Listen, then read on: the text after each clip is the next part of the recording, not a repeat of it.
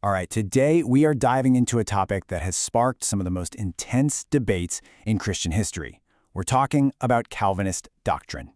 And you know what? We're going to jump right into the deep end with the big controversial question. Is Calvinism actually heresy? Now, that is a loaded word, and as you're about to see, the answer really depends on who you ask. To even begin to understand this, you've got to go back in time. Calvinism didn't just pop up out of nowhere. It was forged in the fiery debates of the Protestant Reformation, a time when people were passionately rereading the Bible, and let's be honest, accusations of heresy were flying all over the place. So what is Calvinism all about, really? Well, at its heart, its teaching on salvation gets boiled down to a pretty handy acronym, TULIP. Now, here's a fun fact. These 5 points, they weren't just dreamed up by John Calvin himself. They were actually systematically put together later on at a famous meeting called the Synod of Dort, and they were put together for one specific reason, to respond to a challenge from another group called the Arminians. So let's break down what each of these letters actually means. First up is T for total depravity. Okay, I know, that sounds incredibly harsh, but it doesn't mean that people are as absolutely evil as they could possibly be. The point here is that sin has tainted every part of us, our minds, our will, our hearts, so much so that we are completely unable to choose God on our own. Next, we have U for unconditional election. And this is a big one. It teaches that God chooses or elects people to be saved based entirely on his own sovereign plan. It's not because he looked into the future and saw they would be good people or that they would choose him. The choice is, well, totally unconditional. Okay, now for L, and you can see how these ideas start to connect. L is for limited atonement. The thinking here is that Christ's death on the cross wasn't just this general offer of salvation for anybody and everybody. Instead, it was a specific, powerful act designed to actually secure the salvation of the elect, the very people God chose. It was definite, and for them, it worked. And that leads us logically to I, irresistible grace.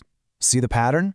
If God has chosen someone, and Christ specifically died for them, then it makes sense that when God calls that person to faith, that call is going to be effective. It can't be resisted. That person will come to salvation. And finally, P brings it all together. Perseverance of the saints. You've probably heard this called once saved, always saved. The idea is simple. If you are truly saved by God, you are kept by God's power. You will persevere in your faith to the very end. You literally cannot lose your salvation. So, you see, for someone in the Reformed tradition, TULIP isn't just a grab bag of doctrines. It's a beautifully consistent system. It's an entire worldview where God's absolute power and sovereignty is the main theme tying the whole Bible together. But, and this is a big but, not everyone sees it that way, not even close. So let's flip the coin and look at the major objections, and we'll start with 2 of the oldest traditions in Christianity, the Roman Catholic and Eastern Orthodox churches. Right away, you can see the main sticking point. It all comes down to free will. Where Calvinism says humans are totally unable to choose God, both Catholicism and Orthodoxy say, not so fast. They teach that salvation is a kind of cooperation, a partnership, if you will, between God offering his grace and a person freely choosing to accept it. So while these churches might not throw around the official heresy label for Calvinism, at least not in the same way they talk about ancient heresies like Arianism, make no mistake, they absolutely see its core ideas as a major, serious departure from what they believe is historic Orthodox Christian faith. And now we have to talk about Calvinism's most famous and direct opponent, Arminianism. This is a theological system that was, quite literally, born out of a protest against these very doctrines. This chart just lays the whole conflict out, plain and simple. Arminians look at unconditional election and counter it with conditional election, the idea that God elects people because he knew ahead of time that they would freely choose to have faith.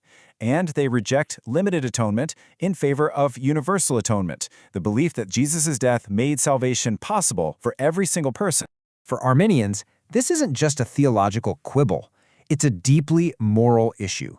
They argue that the God of Calvinism, who chooses some for salvation and leaves others to damnation with no say in the matter, just doesn't line up with the loving and just God they see in the Bible.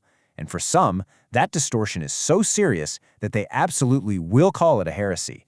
So, after hearing from both sides of this historic debate, where does that leave us? We're right back where we started, but now we've got a whole lot more context. The verdict, as you can see, is completely a matter of perspective. If you're in the Reformed tradition, of course it's not heresy. It's biblical orthodoxy. From a Catholic or Orthodox view, it's a grave error. For an Arminian, it can look like a dangerous distortion of who God is. So, the final takeaway? While it's strongly rejected by huge parts of Christianity, it stands as a legitimate, coherent theological system, not something universally condemned as a formal heresy. And really, this whole discussion leaves us with an even bigger question to chew on. In matters of faith and theology, where do you draw that line? Where does a passionate disagreement end and actual heresy begin? That's definitely something worth thinking about. Thanks for joining me for this explainer.